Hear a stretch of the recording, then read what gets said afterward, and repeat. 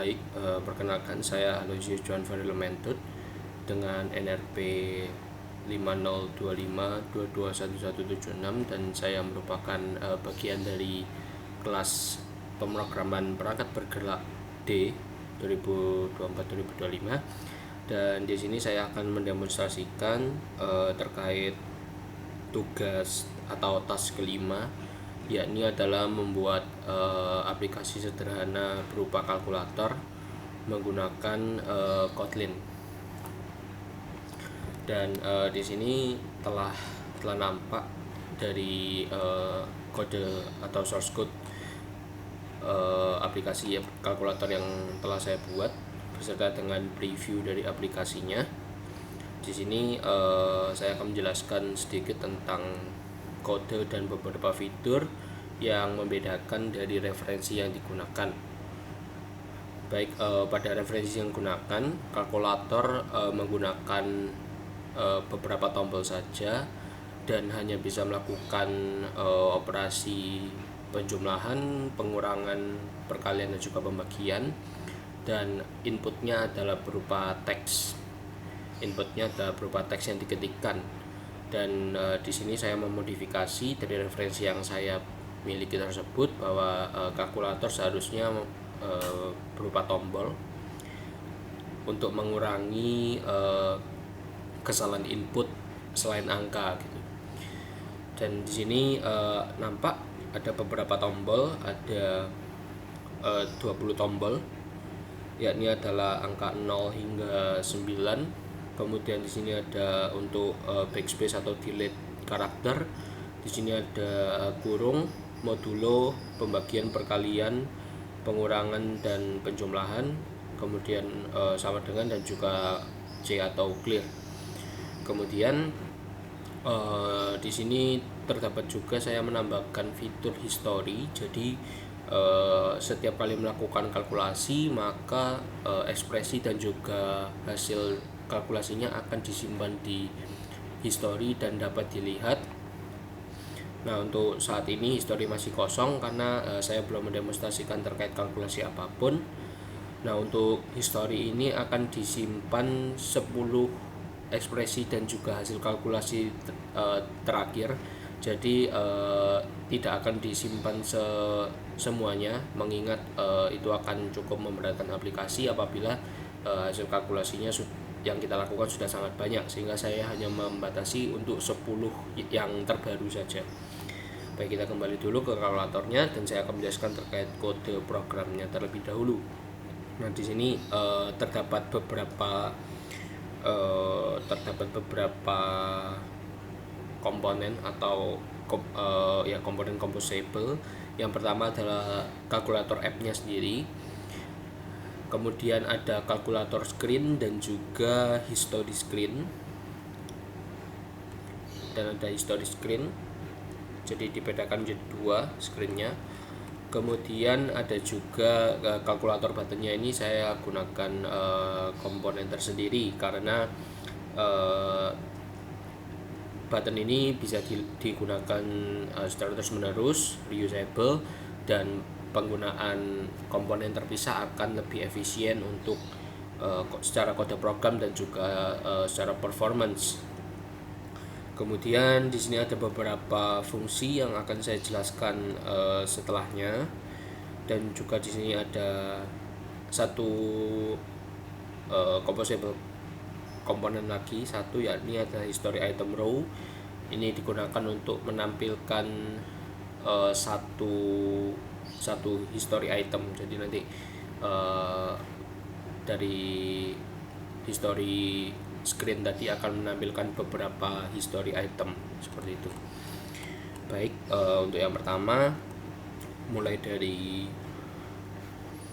kalkulator app-nya sendiri. Di sini saya menggunakan dependensi tambahan, yakni adalah navigator, dan itu saya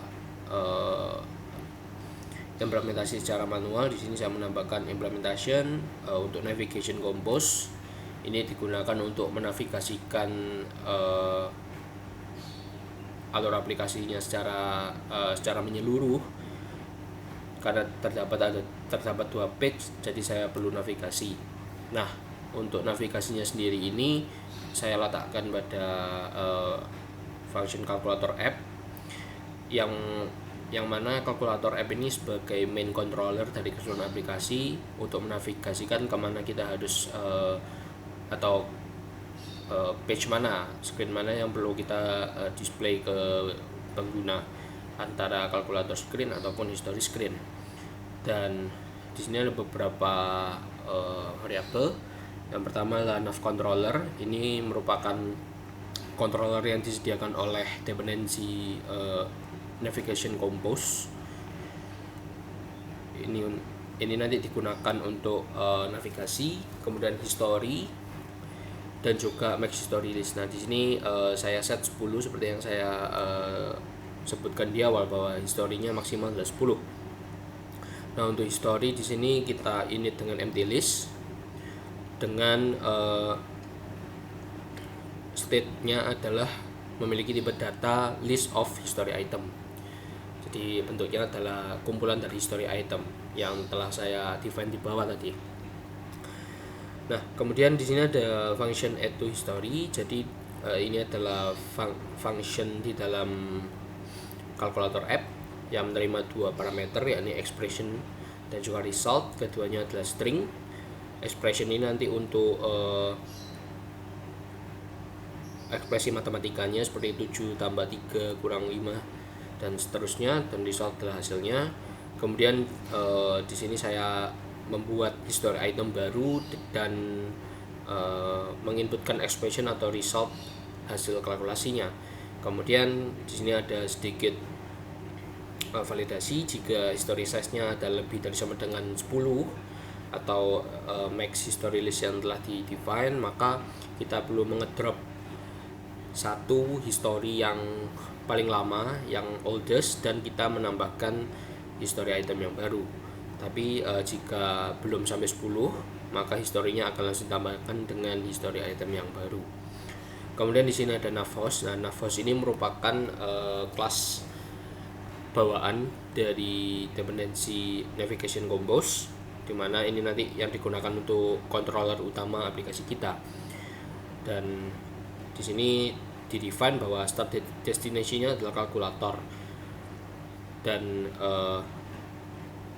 di sini di-define ada 2 composable. Jadi untuk composable dengan yang kita kasih nama kalkulator itu akan merefer ke kalkulator ke composable kalkulator screen, sedangkan untuk composable dengan nama yang kita define dari history maka akan diarahkan atau refer ke composable history screen.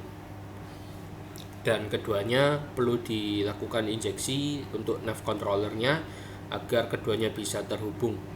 Nah, kemudian di sini saya juga menambahkan kedua parameter history dan juga function add history karena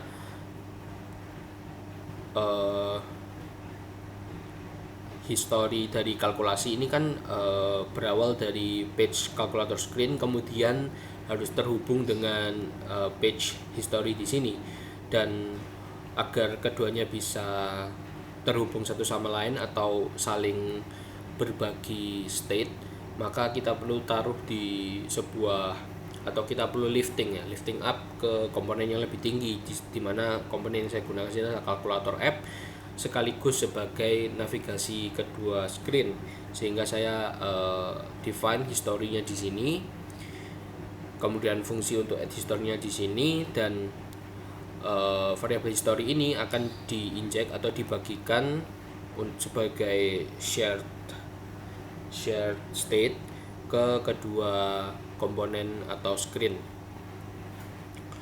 Kemudian untuk kalkulator screen-nya sendiri, ini untuk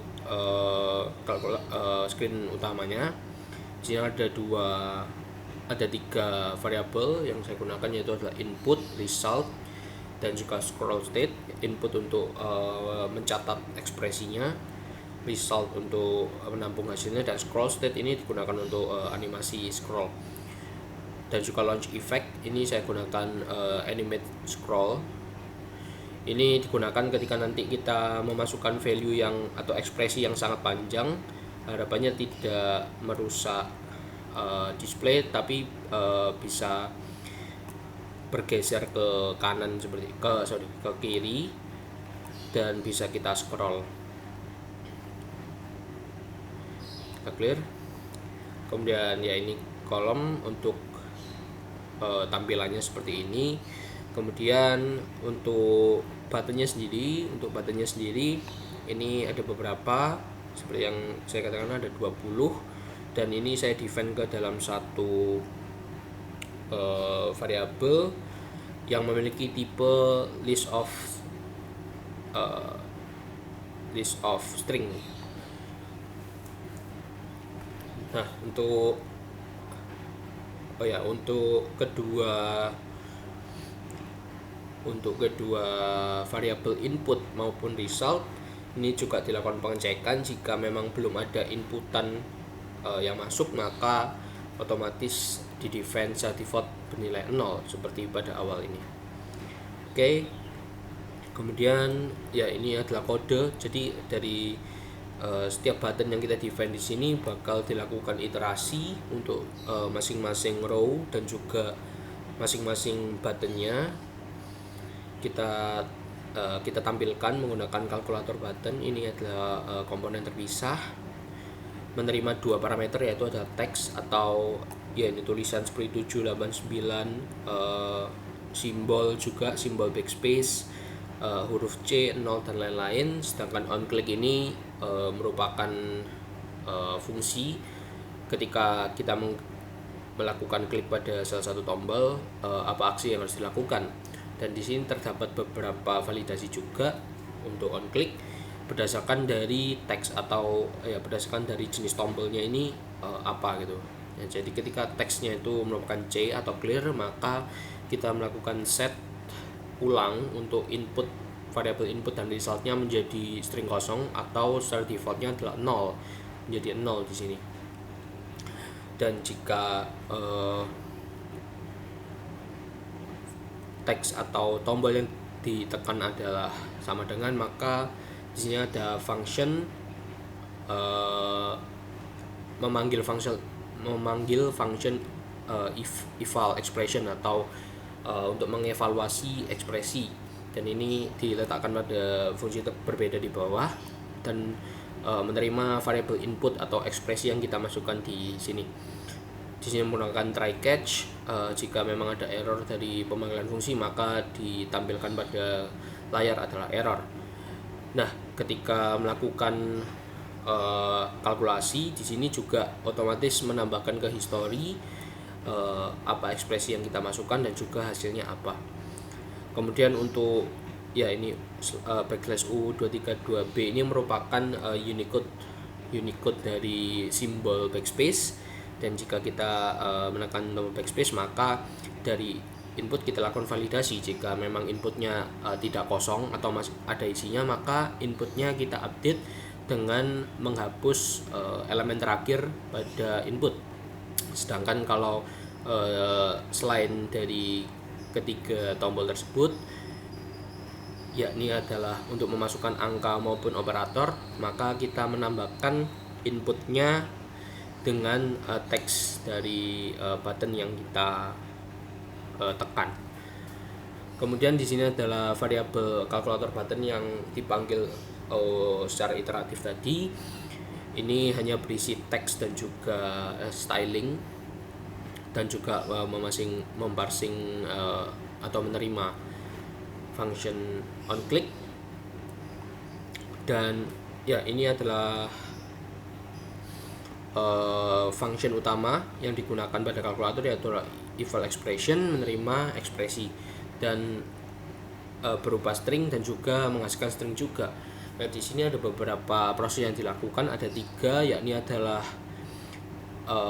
memanggil fungsi tokenize, kemudian function infix to postfix, dan juga function evaluate postfix.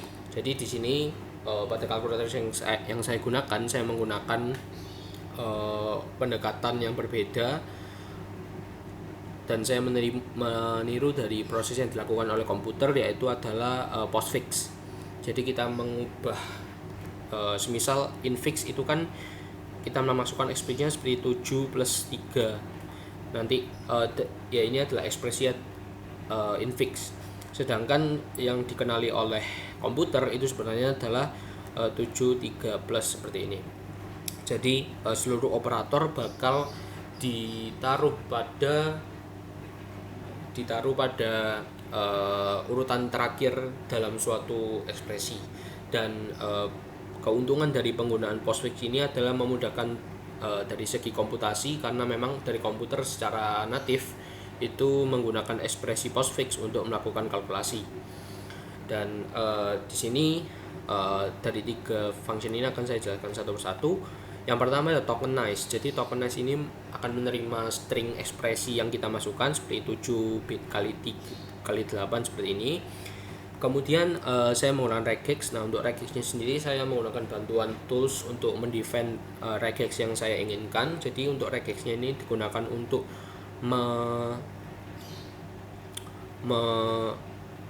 mendapatkan karakter per karakter di sini. Jadi yang diambil adalah angka 0 sampai 9, kemudian tanda plus, tanda minus, tanda bintang atau perkalian, tanda slash atau bagi, kemudian operasi modulo atau persen, dan juga tanda kurung.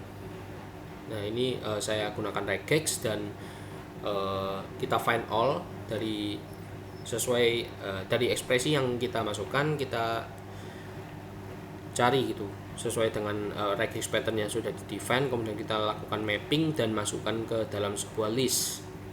Kemudian pembagian kedua adalah postfix. Jadi kita sudah mendapatkan bentuk atau kita sudah mendapatkan token gitu per karakter dari ekspresi yang kita sudah gunakan, namun bentuknya masih dalam bentuk infix, dan kita perlu melakukan transformasi ke dalam bentuk postfix. Di sini saya menggunakan function terpisah juga, yakni adalah infix to postfix. Kita memparsing tokens, dan tokens ini seperti yang tadi di return oleh fungsi tokenize adalah berupa list of string. Nah, kemudian di sini adalah fungsi infix to postfix-nya. Nanti kembaliannya adalah list of string, namun string di sini adalah ekspresi matematis dalam bentuk postfix seperti itu. Nah, kemudian di sini ada 2 variabel, yaitu output dan juga ops. Ops ini untuk menampung operator sementara, sedangkan output ini untuk nanti yang akan kita return, yakni adalah ekspresi dalam notasi postfix. Dan di sini saya juga menggunakan metode precedence, karena di sini saya menggunakan tanda kurung. Jadi kita perlu memperhatikan urutan kalkulasinya seperti apa. Di sini untuk operasi yang paling tinggi memiliki prioritas adalah perkalian, pembagian, dan juga modulo. Untuk prioritas di bawahnya adalah plus dan juga minus, sedangkan untuk 0 ini digunakan untuk mengidentifikasi bahwa terdapat ekspresi di dalam tanda kurung. Nah, kemudian dari token yang kita dapatkan tadi yang dipasang di parameter, kita lakukan perulangan, kita melakukan pengecekan. Jika tokennya itu double or null, itu tidak null, berarti karakter yang sedang kita dapatkan sekarang itu merupakan angka atau number, sehingga kita masukkan ke dalam output .add, kita tambahkan ke string ke list outputnya. Dan jika tokennya adalah tanda kurung, maka kita juga menambahkan token tanda kurung tersebut ke dalam variabel operator, karena di sini dianggap bahwa tanda kurung merupakan operator.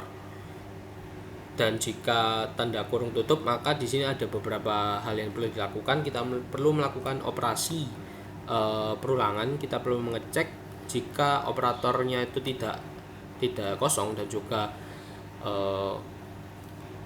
operator pada stack top of stack atau yang paling tinggi itu bukan tanda kurung buka, maka kita menambahkan outputnya dengan operator dengan token yang ada pada list operator terakhir.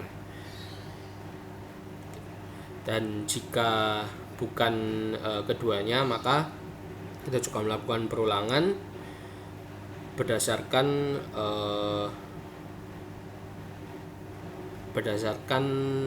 list dari variabel ops ini. Kita lakukan pop satu persatu, kemudian kita masukkan ke dalam variabel output.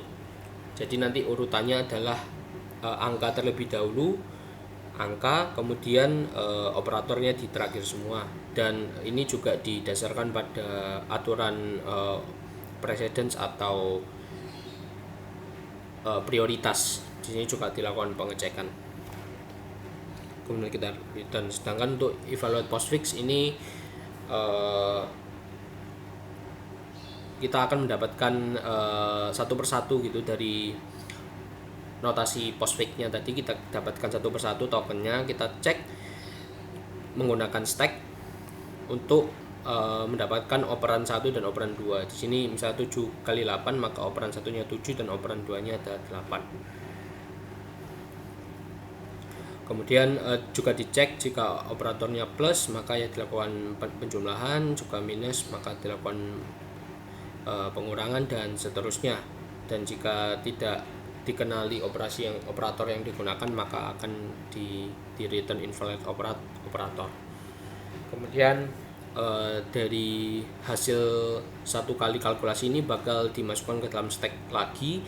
Dan ini fungsinya semisal kita telah melakukan kalkulasi seperti ini dan ternyata ada ekspresi lain, misalnya ada min 3, jadi hasil kalkulasi 7 kali 8 ini bakal dimasukkan ke dalam stack terlebih dahulu, dan hasil tadi baru dilakukan operasi lagi dengan pengurangan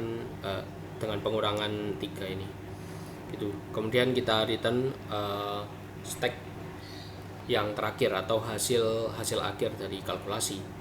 Kemudian untuk history screen ini hanya menampilkan untuk hasil kalkulasi dan juga ekspresi yang telah dilakukan. Begitu juga dengan history item row. Baik, di sini akan saya demokan. Di sini history masih kosong. Ya, untuk perkalian seperti ini 48, kemudian 23 kurang 6 misal 17, 48 bagi di sini saya hasilnya menggunakan double untuk langkah preventif apabila memang hasilnya itu pecahan. Jadi ini sudah bisa pecahannya seperti ini. Kemudian yang belum tadi penjumlahan ya seperti ini. Kemudian kalau kita menggunakan operasi yang lebih kompleks, misalnya 58 kurangi 9 misalnya, atau kurangi 8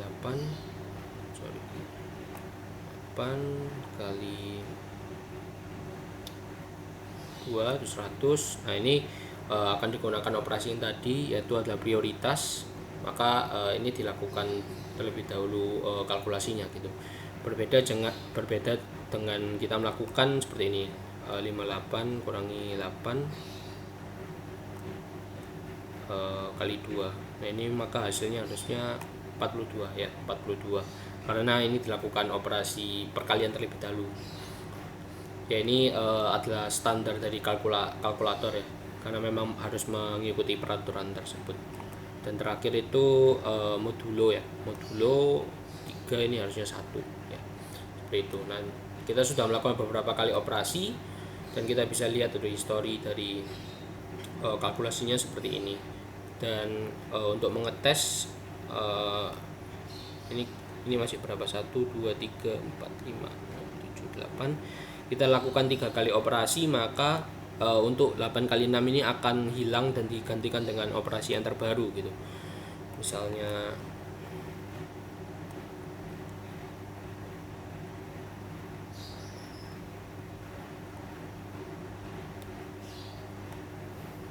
ini 125.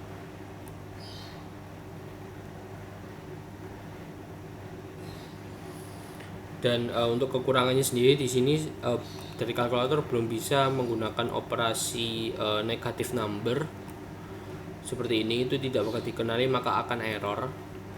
Tapi jika hasilnya adalah negatif ini masih bisa dilakukan jika hasilnya adalah negatif, tapi jika ekspresinya mengandung negatif itu yang tidak bisa. Seperti ini. Kita lihat history, ya ini sudah berubah ya, historinya tetap hanya menyimpan 10 item saja. Baik, dari demo dan terakhir mungkin dari style ya, tema ini menyesuaikan ya, bisa untuk dark mode juga. Dalam mode dark mode ini sama seperti pertemuan yang sebelumnya seperti itu. Baik, mungkin sekian demonstrasi dari untuk task 5 terkait aplikasi kalkulator. Terima kasih.